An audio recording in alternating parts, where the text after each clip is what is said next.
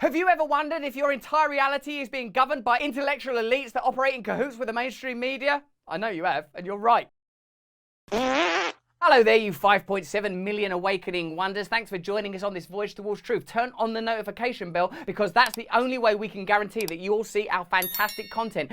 As you know, I had a conversation with Bernardo Kastrup, a brilliant philosopher who believes that intellectual elite and the mainstream media are framing our reality in a manner that always means that materialism will have precedence. This means that only the things that can be measured are of value, and instead of prizing insight, we prize possessions. How much do you want to change reality? How committed to this revolution are you? These are the kind of questions we have to ask ourselves and one another, and a brilliant philosopher like Bernardo is invaluable in this discourse. Stay to the very end of the video because he raises some fantastic points, and you are going to feel your mind expanding with every frame you watch. How can we transition from a materialist understanding of reality to an idealist one when it's when all of our metrics, all of our systems of measurement and our appreciation of reality is so deeply undergirded by the materialist model? How could we even begin to appreciate it? It is totally appreciable. Actually, it is very easy to understand the world as being mental. It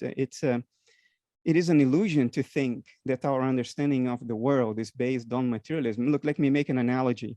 Imagine an airplane. It has sensors for airspeed, air humidity, pressure, and these sensors interact with the real world outside the airplane. And what the pilot sees upon this measurement by the sensors are things displayed on the dashboard of the airplane. Quantitative things, a number for airspeed, a number for altitude, and so on and so forth. And you can fly by instruments. You don't need a transparent windshield to see the world outside as it is. You can fly purely by instruments. Well, that's us. We are airplane pilots flying purely by instruments. The sensors are our sense organs, our retinas, eardrums, lining of the nose, surface of the tongue. And the measurements these sensors perform on the world as it actually is are presented to us in the form of the screen of perception, which is our internal dashboard. The mistake we make is the following, is to say that the dashboard is the world. It's like you are a pilot flying this airplane by instruments and you say, my dashboard is the world. There is nothing beyond the dashboard. That's the mistake we make when we say that the world is physical. We are saying that the world is the dashboard. Well, it's not. Everything you see around you is a dashboard representation. It should be taken seriously, otherwise you will crash your airplane. The dashboard conveys accurate information about the world, but it isn't the world. The world is not physical, and Foundations of Physics is telling us that experimentally. And to examine a little that model, there are only a limited number of potential interfaces between the human experiencer and the apparently external world. So it's possible that our reality is our reality is limited to those interfaces. There are possibly whole strata and frequencies of data and information that we simply can't appreciate because we don't have the instruments. So it's likely then that we are just experiencing, a dashboard, a limited number of all potential realities due to the limitations of our instruments. It would be a coincidence, an odd coincidence, if the number of sensory instruments we had was equal to the number of potential information streams. So at bare minimum, there is an almost unlimited potential for data that we just don't receive. So we're living in a kind of a general subjectivity, as it were, a sort of a civilization-wide or a species-wide subjectivity, because we're only receiving these few streams of information. Yeah, evolution would only equip us with the sensors and dials on the dashboard that present information relevant to our survival and the ability to reproduce. So it's a virtual certainty that there is a lot more going on in nature that doesn't have a direct bearing on our survival, and therefore we would not have evolved sensors or dials to display information related to that. Now, some physicalists might say, well, what you mean by this is that, for instance, we only see a part of the electromagnetic spectrum. We don't see infrared, we don't see ultraviolet. But what I mean here is something much beyond that. What I mean is that we cannot cognize things that are inconceivable to us because we have evolved to think in terms of the parameters and the paradigm of our dashboard. Everything that doesn't fit into that paradigm will be inexistent insofar as we are concerned, even though it may be in our immediate neighborhood if it doesn't have a bearing on our survival. So it stands to reason that there are a great many things about nature that are flat out not only not perceivable by us, but inconceivable by us. If we are incapable of achieving a shared objectivity about an apparently real external world that we are all participants in, what follows about the scientific orthodoxies that govern our view of reality? I mean, yes, in a broader physical sense, but also in a kind of a contemporary political sense. If we can no longer operate from a place of certainty that there is a thing called the outside world that we all share and that we can assume it has certain qualities, what questions does that raise about the role of science in establishing order? To be a little clearer, I've often wondered, Bernardo, if science ought to be regarded as a subset of capitalism, given that only experiments that are potentially profitable are likely to be undertaken, only information that is beneficial likely to be shared. What claim to real truth can be made under those circumstances? And given too what you have just said about the utility that underwrites our sensory understanding of reality from a evolutionary perspective, i.e. we've only got dials on the dashboard for information that advances us as a species, I wonder what that does to the claims of science, particularly as they are used to underwrite sort of politics, I suppose. I will agree with the spirit of your question. I will dispute some of the premises, so bear with me. I think there is a shared external world. If you were here sitting next to me, you would describe my study in a way consistent with my own description of it, regardless of whether you like it or not, or whether you wish it to be different or not. So there is something out there.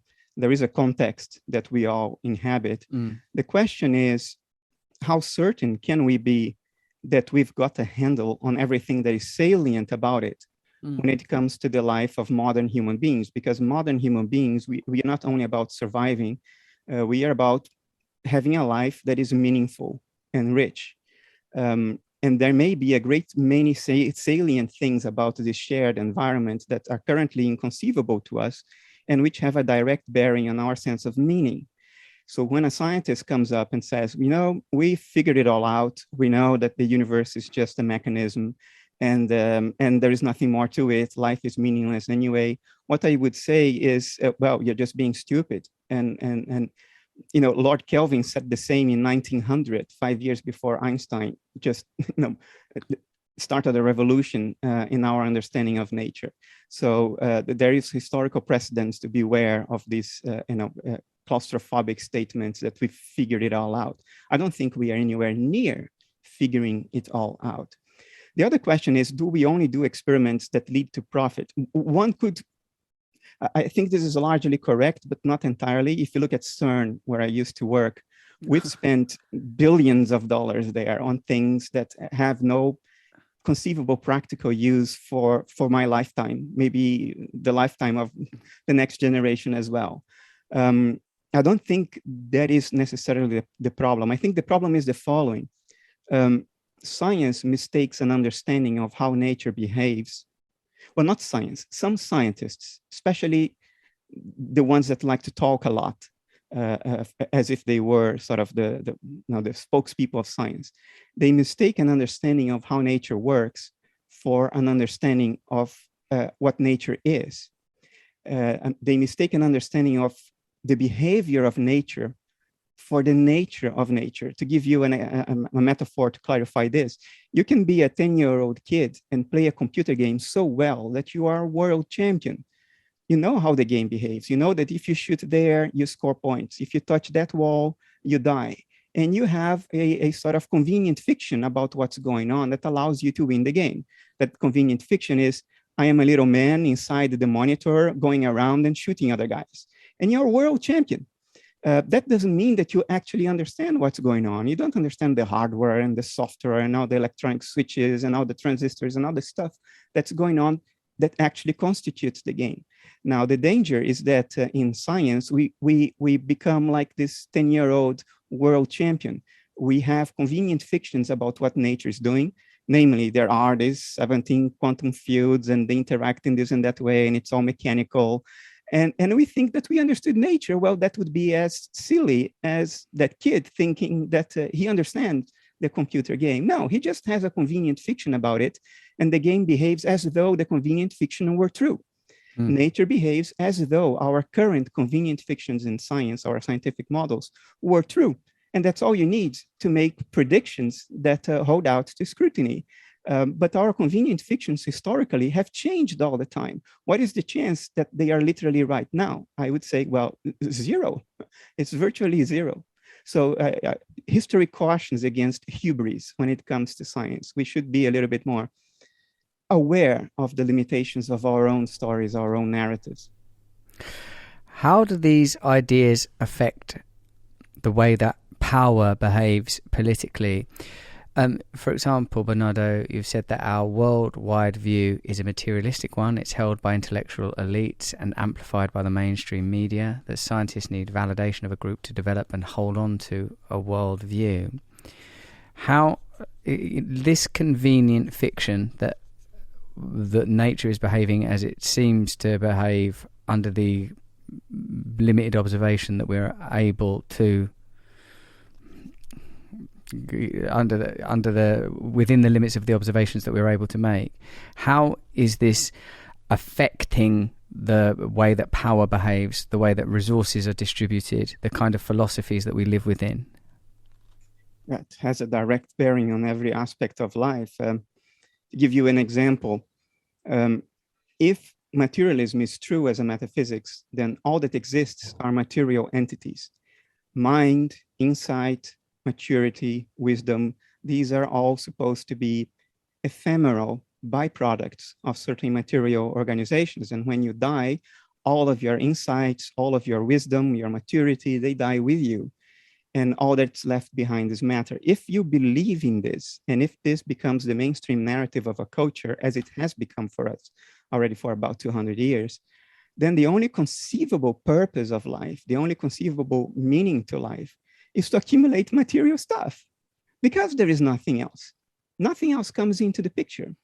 And if you control the resources to make and distribute the material stuff that everybody's trying to accumulate, yeah, then you hold a large degree of control over people's lives, because their psychology makes them vulnerable to that kind of thing.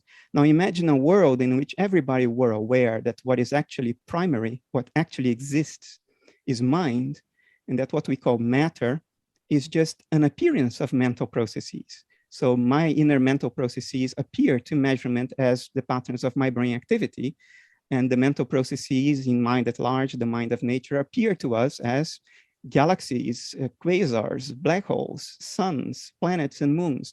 If you understood that, then you would immediately see that the real and only possible goal of life is to mature, is insight collection, not object collection. We are here to collect insights. We are here to evolve, not only intellectually, but mentally as a whole.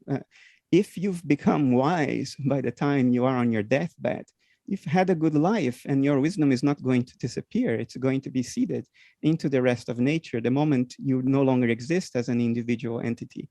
If that's how everybody's living, you can't control people by hanging in front of them the carrot of a new pair of shoes.